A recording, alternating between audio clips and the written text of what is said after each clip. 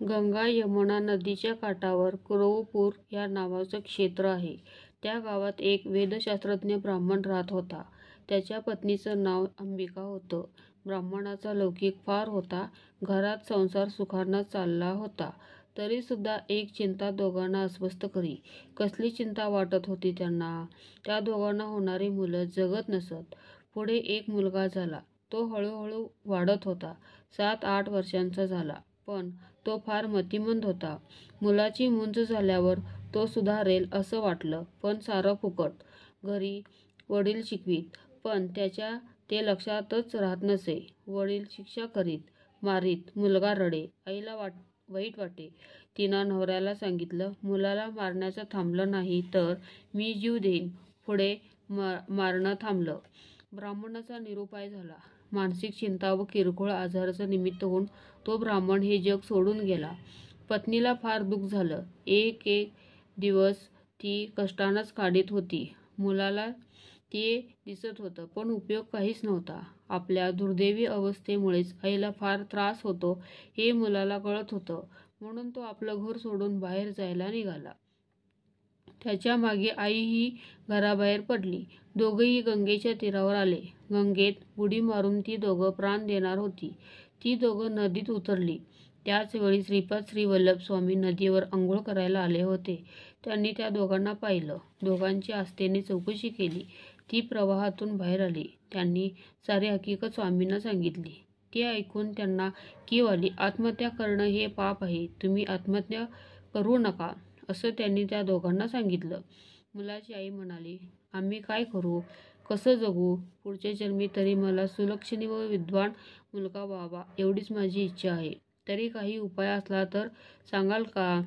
स्वामी म्हणाले, तुम्ही शनी प्रदोषाच्या दिवशी, म्हणजे ज्या दिवशी शनिवारी त्रयोदशी असेल, त्या दिवशी शंकराची मनोभावे पूजा करा, प्रार्थना करा. तुमच्या सर्व इच्छा पूर्ण होतील. काही काळजी करू नका.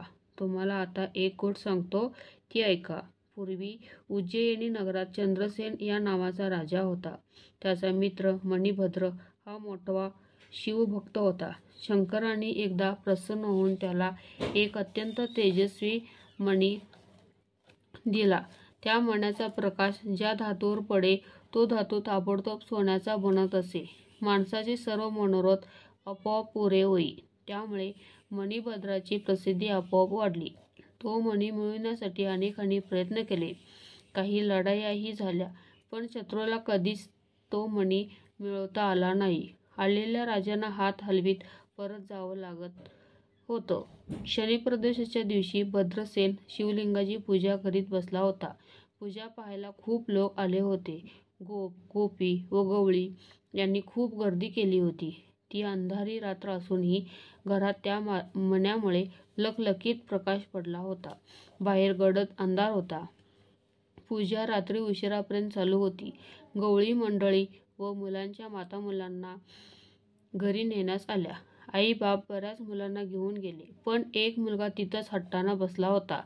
आई त्याला घरी न्यायला आली होती, पण तो गेलाच नाही. आई रागावली. तिने त्याला ओढले, पण त्याचा निग्रह कायम होता.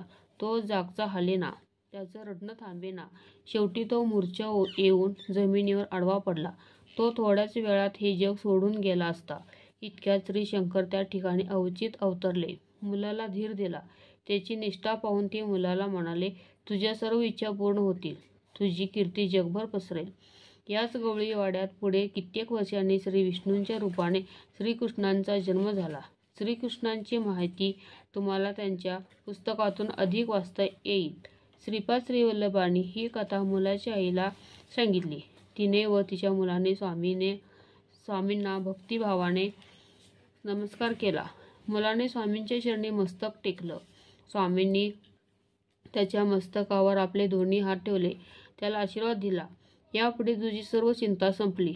घरी जा आणि आईसह सुखाने राहा. मुलाच्या आईचे डोळे अश्रूंनी भरून आले. त्या अश्रूंचे काही थेंब स्वामींच्या चरणी पडले. स्वामींची प्रसन्न व तेजस्वी मूर्ती पाहताना त्या माऊलीचे दोन्ही हात आपोआप जोडले गेले. मूळचा मतिमंद मुलगा खूप शिकला, विद्वान झाला. त्याची कीर्ती वाढली. पुढे लग्न झालं, मुलं झाली. संसार सुखानं चालू होता. श्री गुरुदेव दत्त.